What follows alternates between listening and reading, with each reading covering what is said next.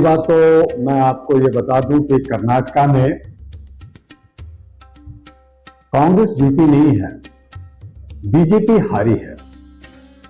BJP को जनता ने हराया है, बीजेपी को वहां के भ्रष्ट सरकार को हराया है और हमारी राष्ट्रीय महागठबंधन जिसके मुख्य तोरी अहरा नेशनल पार्टी, जो हम लोग जनवरी से शोर मचा रहे थे और उस पर हमने स्ट्रेटजी पे काम किया कि बीजेपी हराओ अभियान, तो उसका नतीजा बीजेपी में मिला।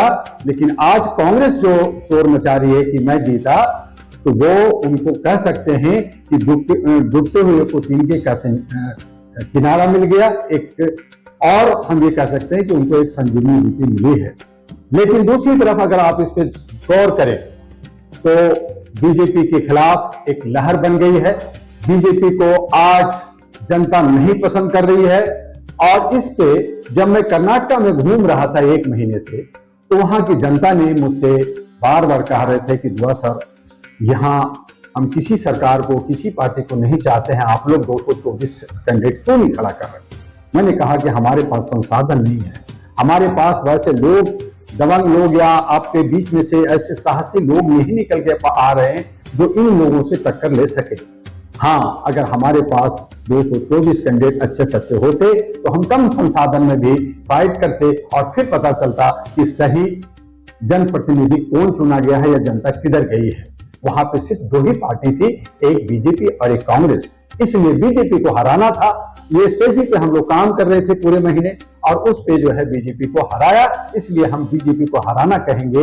हमारी जो आंदोलन था, हमारी जो मांग थी कि बीजेपी को हराएंगे, भाजपा हराओ का अभियान था, उसमें हम सफल हुए। अगर आप ये कहना चाहते हैं कि कांग्रेस जीती है, तो मैं कहता हूं कि नहीं, कांग्रेस नहीं जीती। अगर कांग्रेस जीती तो वो पंजाब में क्यों नहीं जीती, उत्तर प्रदेश में क्यों नहीं जीती, वो और उत्तराखंड में क्यों नहीं जीती, जहां उपचुनाव जहां थे वहां पे क्यों नहीं जीती, और उसने जो है नॉर्थ ईस्ट में सारे राज्यों में जहां चुनाव हुआ वहां कांग्रेस क्यों नहीं जीती। तो वो उसका फैक्टर ये था। और अब आगे आने वाले 5 राज्यों का है।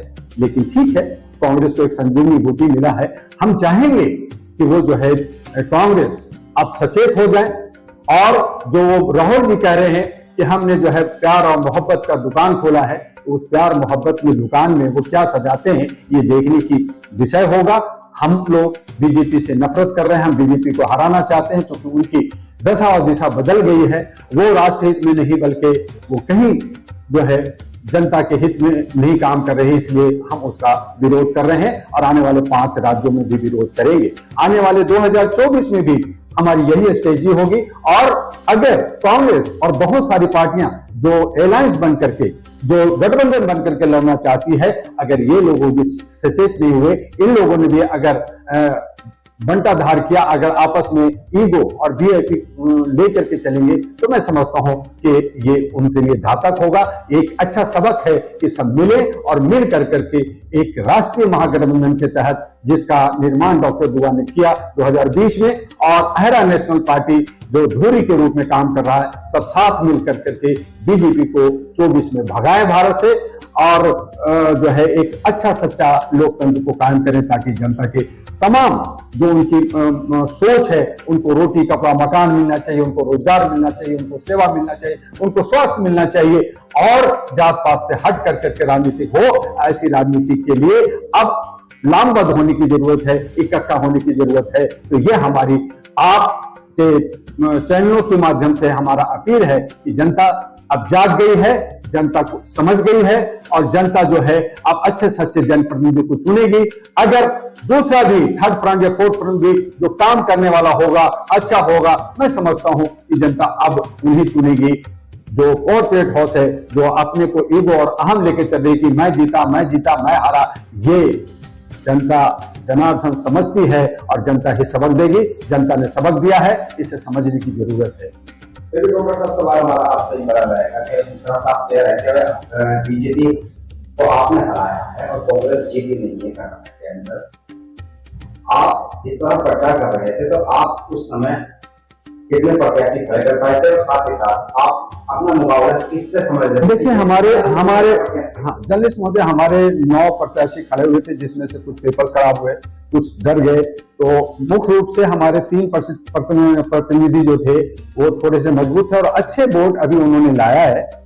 हम पहले से जानते थे कि हम लोग जीत नहीं सकते, लेकिन वहां पे ये था, हमारा जनता हमसे पूछ रही थी बार बार कि आप 224 कैंडिडेट क्यों नहीं खड़ा कर रहे हैं। हम मानवता को मानने वाले लोग हैं, हम लोग धार्मिक भी आस्था रखने वाले लोग हैं, हम लोग कर्नाटका में इन सारे पार्टियों से विचलित हो गए हैं, परेशान हो गए हैं। तो हमारे पास, मैंने कहा आप इससे पहले कि हमारे पास संसाधन नहीं थे, हमारे पास कैंडिडेट नहीं थे, हमारे सीट थे, लेकिन अच्छे वोट उन्होंने लाया है। और आगे हम लोग पूरी तैयारी के साथ जो है आगे जो लोकसभा का चुनाव होगा उस कर्नाटक में लड़ेंगे। साथ में हम तेलंगाना और दूसरे राज्यों में भी लड़ेंगे। जहां तक इनकी लड़ाई है तो ये देखना है ना कि कौन किसको, जनता जाग गई है और जनता अब जनप्रतिनिधि जो लोग तंत्र को सही से बचा सकता है अब उसे जिताएगी। अब पार्टी का गेम खत्म हो गया। कर्नाटक के अंदर इनके भारतीय जनता पार्टी ने कई सारे धार्मिक मुद्दे उठाए, जैसे कि आप खुद भी जानते हैं कि केरला में स्टोरी बनी और उसको प्रधानमंत्री प्रमोट कर रहे हैं। बजरंग बली को लेकर दूरीकरण करने की कोशिश की गई। तो कहीं ये ऐसा भी तो बिल्कुल नहीं मानते हैं। बिल्कुल, मैं आपके चैनल के माध्यम से मैं एक मानवाधिकार का कार्य करता हूं इस हैसियत से भी, और मेरा दायित्व बनता है कि प्रधानमंत्री जो एक जिम्मेदार पोस्ट पे हैं, प्रधानमंत्री हर एक कौम का, हर एक जात का, हर एक मजहब का प्रधानमंत्री होता है, वो देश का प्रधानमंत्री होता है। प्रधानमंत्री को कॉमनल जात पात पे, धर्म पे राजनीतिक नहीं करनी चाहिए। इसलिए मेरी बहुत बार मांग रही है कि जो सत्ता में बैठे हैं, जो जिम्मेदार पद पे बैठे हैं, वो राजनीतिक प्रचार ना करें, ताकि उस पर करोड़ों अरबों रुपया जो है जनता का टैक्स का पैसा खर्च होता है।